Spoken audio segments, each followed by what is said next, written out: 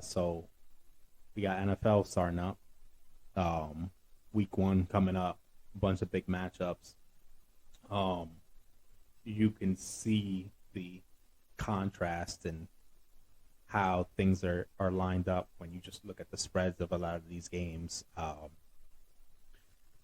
Almost every game is pretty much a solid game in the NFL.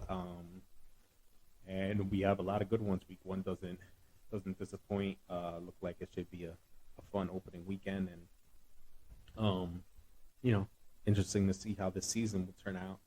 I don't know how you see some of these divisions turning out. Um, well, there's gonna be a lot of changes in the divisions. I think from the AFC. AFC. There's been so many major changes, especially the AFC West. The NFC is kind of constant. I feel like it kind of got watered down over the last off season. As far as the AFC East, I think obviously everybody favors the Bills right now. I think the Bills are going to be in it. I think they'll win it for sure. Josh Allen, I'm sure he wants to prove something. It seems like the league is pushing for him to be the MVP person. It seems like the league always. Yeah, has he's certainly some type been of like thrust into that like face of the league almost yeah, role. Like they're shoving him in everyone's face, right, and it's and just like and so, but their team is solid, and they're gonna win some games, man. I mean, unless they have a collapse, they should be a easy playoff team, I right? wouldn't be surprised though if somehow, some way, Bill Belichick pulls it out where he ends up in the division. Yeah, especially week one. You know what I'm saying? He Bill finds a way sometimes. But yeah, I think. Well, I mean, Bill. Well, they don't play the Patriots week one, but they yeah, I don't know. I would be surprised. Those games are usually I would be surprised if the Patriots actually won the division, because that would mean they probably beat the Bills twice, right? To win that division, you have to sweep them. So now now the Patriots would have to sweep them, and the Bills would have to drop some other games that they're supposed to win, which they will probably. Did it last year. Yeah, they might drop one, two, but now you're talking two losses to the Patriots, and probably 2-3 losses to other bad teams. I mean, geez, you know what I mean? That's rough. So yeah, I mean, I think I think both our pick would probably still be the Bills, but you can't. Bill Belichick certainly has a fighter's chance to get in there. Yeah, I mean, you went AFC East, AFC North. What's your pick there? AFC North, I think the Ravens. I think the Ravens come back. Obviously, I'm a Ravens fan. I think the Ravens come back. A bunch of injuries come back. Lamar is on a contract here. I think he has something to prove. I think he wants to put the league on notice, wants to get paid. And, the Browns obviously have their situation going on. The Bengals, I think they're going to kind of get a Super Bowl hangover, kind of have, some sophomore slumps here and there with Jamar maybe. And, they build their line, but their defense seems to be the same. And it's kind of like they had a little gap where it's like, okay, where the Ravens aren't what the Ravens are. Steelers had an aging Ben Roethlisberger, and they just depended on their run and their defense. And the Browns had Baker Mayfield, so Baker Mayfield's pretty self-explanatory. But I think the Ravens. I would not be surprised if somehow the Steelers win that division. I think Mike Tomlin always finds a way somehow, some way. I mean, granted, the guy somehow pulled together a winning season with the Steelers last year, and he had Ben Roethlisberger. So, yeah, and I mean, I think the pick there is probably the Ravens, considering how many injuries they had last year, and even Lamar being injured last year. But yeah, Mike Tomlin's lurking. He almost like Bill Belichick. You can't count that guy out. And the Bengals, the Bengals went to the Super Bowl. And Joe Burrow, man, that guy's a stud, man. He finds a way to sling it. They certainly got weapons. their offensive line hopefully is improved. They need a more improved offensive line. They need a passing offensive line. They haven't really run. Yeah, and then that's part of the problem. Yeah, so I think the Ravens are probably would be my pick, but yeah, I also wouldn't be surprised if Bengals or Steelers pulled it out. The Browns, I think, they don't really have a shot. I mean, they got Watson, but he's missing the majority of the year, and so I don't know the status. Yeah, this is just like a bridge year for them to kind of get it out the way to get him playing. Let's go AFC West, the monster division. AFC West is kind of tough. Literally any team could win that one. Yeah, I think any team can win that one.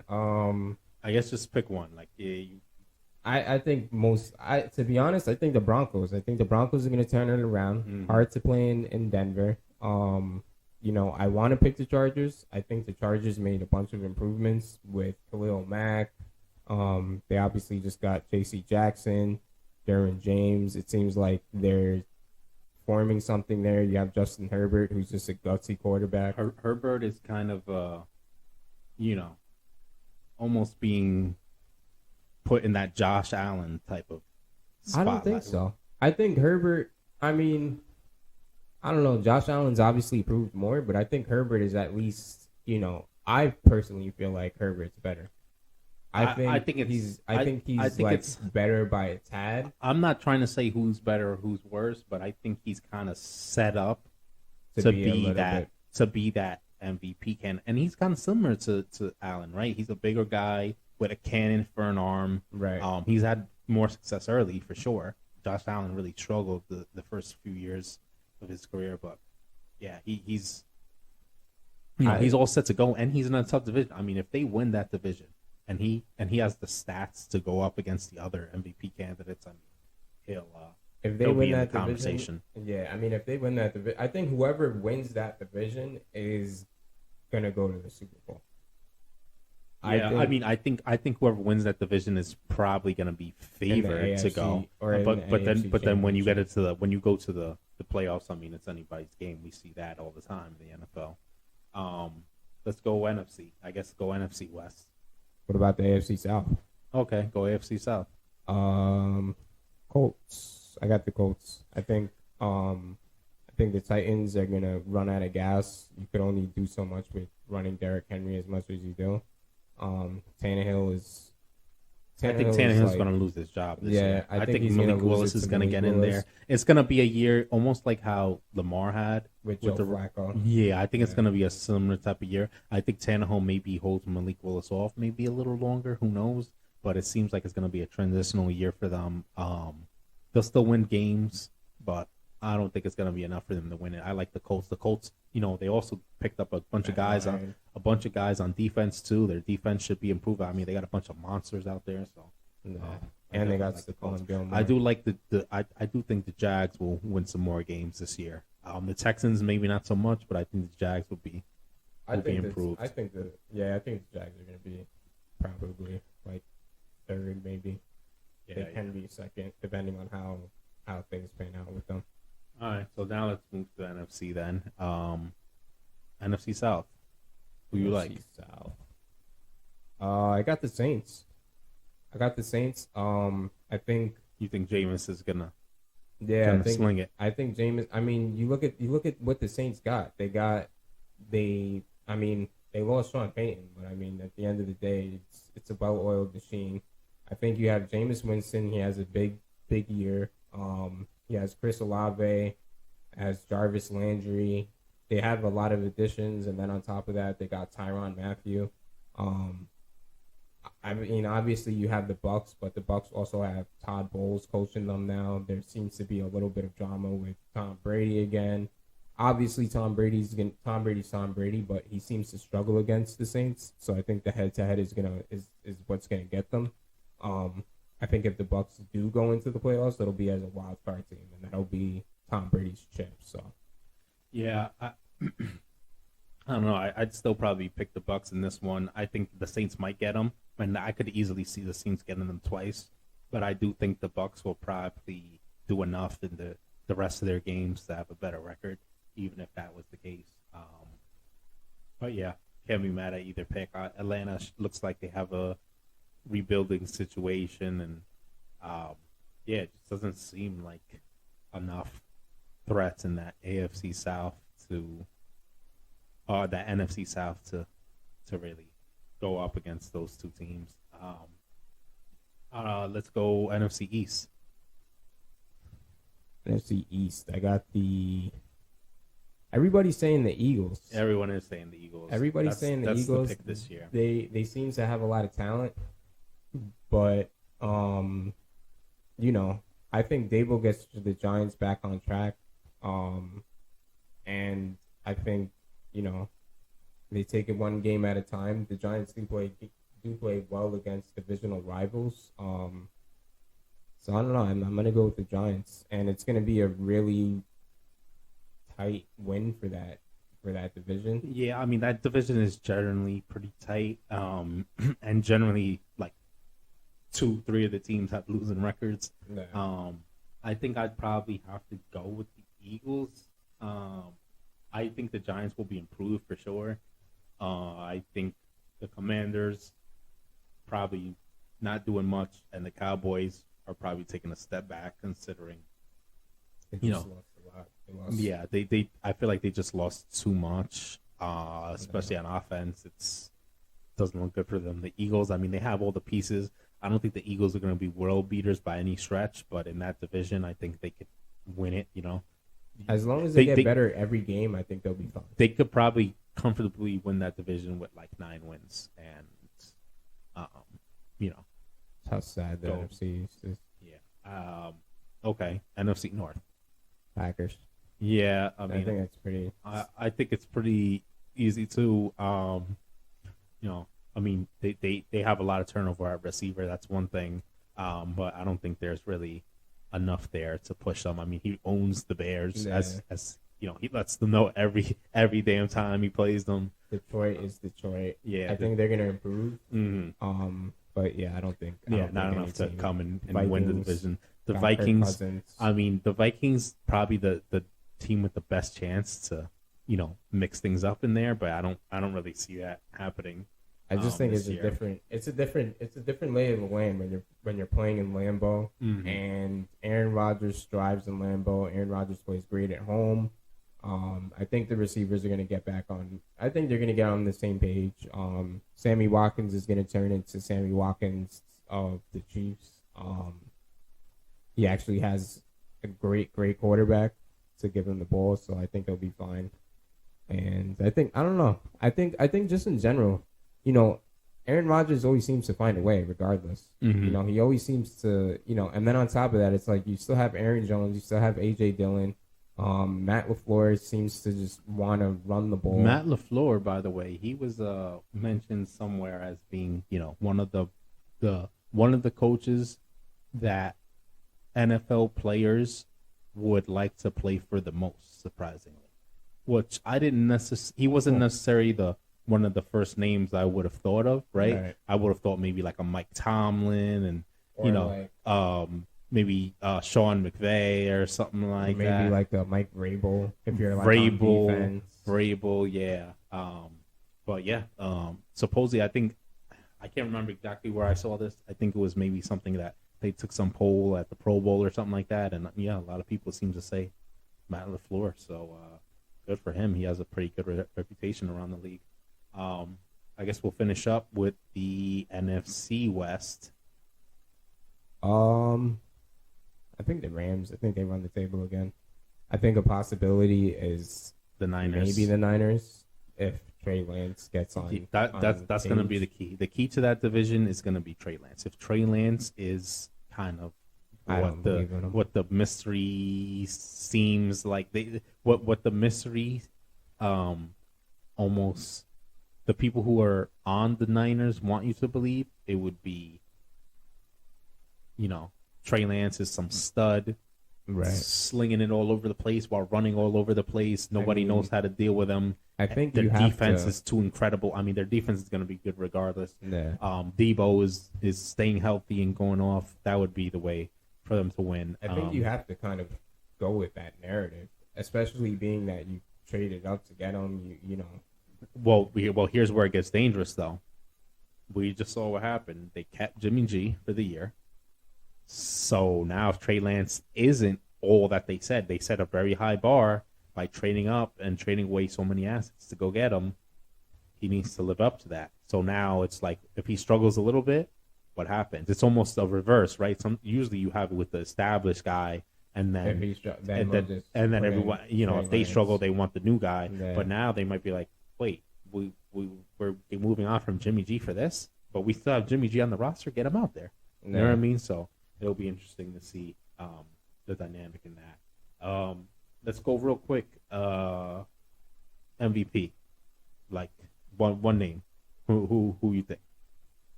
Shit. I think Justin Herbert. I think I saw. Actually, you know what? I think Russell Wilson. Okay. I think Russell Wilson wants to, he got a bad rep for his last year, but what's the crazy thing is Russell Wilson throughout his entire career, that was his only losing season, and everybody seems to just write him off like he's declining, he's not what he is. It's like you can't really determine that. People forget quickly. I think I like the Russell Wilson pick. I think I'll probably go Herbert.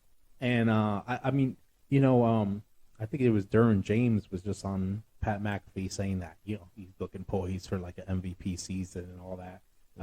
But yeah, I think they're set up. He certainly has the weapons. If they could just win enough more games, right? Stop blowing those fourth quarters and go convert when they go for it. Those things will help, and I think he'll have the numbers to be in that conversation. It'll kind of just really depend on the narrative, which will be based on their record, Yeah. But yeah, he certainly got all the talent to do it. Defensive player of the year. I might go with Micah Parsons. For what he showed last year. Yeah, they're probably gonna. The guy's unstoppable. Could play, on the D line. He could play linebacker. He could cover a little bit.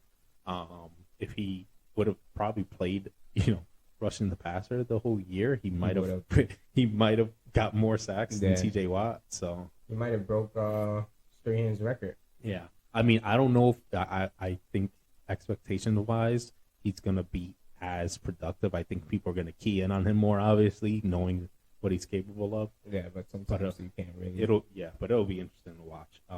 Offensive Rookie of the Year. Offensive Rookie of the Year, I got George Pickens. Yeah, Pickens is a solid choice. Is going to be. He looks like a good all-around player, and if the Steelers pull out, that division, he'll certainly be a part of it. I think the only problem, obviously, is their quarterback situation. But I think, they just named their depth chart today, and they have Kenny Pickett as their second. So it's kind of like, okay, we're going to groom Kenny Pickett into this starting spot, and then we'll see what he can do. But at the end of the day, you still have George Pickens there, Deontay Johnson. Somehow, Mike Tomlin seems to get these wide receivers. I think, I don't know. I think Pickens he's a good blocker. As a coach, you want a complete receiver. You want a receiver that can block on the edge, that can set the edge, that's not going to be scared to run across the middle, not going to be scared of any contact. Seems like that's exactly what he is.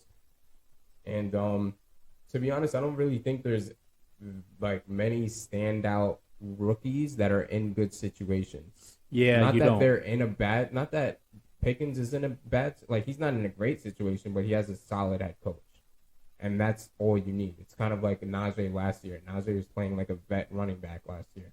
Yeah, I do agree. A lot of them. Usually, especially the highly drafted rookies, are not in great places. I probably would like Jameson Williams here if he wasn't, already known that he was going to be out for I think at least 4 games. I'd probably go with Chris Olave though. Olave was kind of, like in mid-season form throughout the preseason. If you're high on Jameis or you think Jameis is even, it doesn't even matter if you're high on Jameis. The last season he played the full season. He was throwing tons of touchdowns. He was just throwing tons of picks too. And if he's throwing tons of touchdowns, Olave is going to be one of the recipients of that. So I think Olave is going to put up the numbers. He looks like he's going to be just fine. He's in there, Michael Thomas, who another former Buckeye. What's the deal with Michael Thomas? Is he going to be expected to play week 1? Who knows, man? I mean, I hear different things, but either way, I think Olave is going to put up great numbers for a rookie and should be solid. And then defensive rookie of the year. I got Trayvon Walker. I think Trayvon is. Wow. I think Aiden Hutchinson is good, but yeah, I think Trayvon Walker is just gonna bring that Jags defense to another level. Yeah, he'll be interesting because the big talk was that he wasn't really as productive numbers wise, but he certainly has the athletic tools, which is why the Jags took him. But yeah, I'm hoping to see some big things out of him when they just unleash him as a straight up edge rusher. Yeah, I think let him just key in and focus on getting to the passer and go from there. I like Hutch as well, but yeah, I mean, it's a tough one. I think if Kayvon Thibodeau could stay healthy, I think he can be the guy here. I mean, from everything everybody said in the Giants building, I mean, the guy, they thought maybe he was going to be a bit of a diva, maybe all about himself, maybe a little flashy, try to stand out. No, he just comes to work, puts in work, and I think it'll show. And I mean, that the Giants team, I mean, if they start winning games, it might be because of him pulling out big plays. And I think everything starts with the D line. You have a pass rusher. That's one of the biggest staples, because one, you have a pass rusher. Get into the quarterback. Quarterback makes bad decisions, makes opportunities for your secondary. Secondary gets confident. So it's like it all translates, and then on top of that, you're able to get offenses just completely disrupted, and then you're able to get your offense on the field and be able to get them to do what they have to do. So, Coach of the year. Coach of the year. This is obviously going to be a award that goes kind of pretty much based on team record. But who's your coach of the year? Who you think is going to hold it down? I want to go with Brandon Staley, because I think there's a possibility he wins that division. I think, I want the Broncos to win that division, but I think there is a possibility that the Chargers can win it, especially with all their additions. Had Mike Tomlin has a good quarterback situation, I think I would pick Mike Tomlin. I think he's long overdue for a coach of the year. I don't know how he doesn't have one by now, but he's consistent. So as much as I don't like the Steelers, he still puts together great teams. He still puts together great defenses, understands what players need, what players, So I don't know. I'm gonna go with Brandon Staley though. I think he gets over the hump of just. I think he gets to close out games this year, and I think that's gonna be a big narrative that he's gonna be able to just shut down. The guy can't close out games correctly with his coaching. Yeah, I mean, I think in the Mike Tomlin vein, I think someone who, if their team won a lot of games this year, just a decent amount, probably get the vote is, DC over in Detroit. I mean, I think the Hard Knocks thing helps him. Sure. This team seems to love him. I mean, former player, a lot of guys. He was on there doing push-ups with these guys. I mean, it seems like they're building it the right way there. It's just, how is it going to translate? Do I think they're going to get enough wins for him to be the coach of the year? I don't know. I'd probably lean towards no, but I think there's potential there, right? If he got 8 wins, 9 wins, that's huge for them. Yeah. He's pretty much getting that award almost no matter what. my picks for it though, I would think probably more along the Brandon Staley type of line of thinking, where okay, a team that if they perform well and get over the hump and show consistency. I mean, you got Cliff Kingsbury in Arizona. They were hot last year, and then they fell off. It was probably his award to win, right? And then Hopkins went down, and then they fell that's off. The thing too. Hopkins is out. Hopkins is down, but so here's what they could do though: if they could hold the line there, start off okay, and then finish strong, right? Then which they didn't do. Then they might be the guy. He might be the guy over there. But really, who I think can do it, and when you talk about a coach that can, put his team in position to win and show consistency throughout the year, I mean, it might be John Harbaugh. I was just thinking that because I mean, look, you got Lamar. He has no contract up at this point. He has to show out. Last year they were decimated by injuries. Yeah. The Steelers are not who the Steelers were, or at least they might not be, right? Yeah. You have the Bengals there, sure, but look, Lamar was MVP a season ago. You know what I'm saying? And he was having an MVP season. Yes. Before he got injured, so if they could win that division, Lamar's going to provide the highlights, get some wins along the way. I think he's a definite option for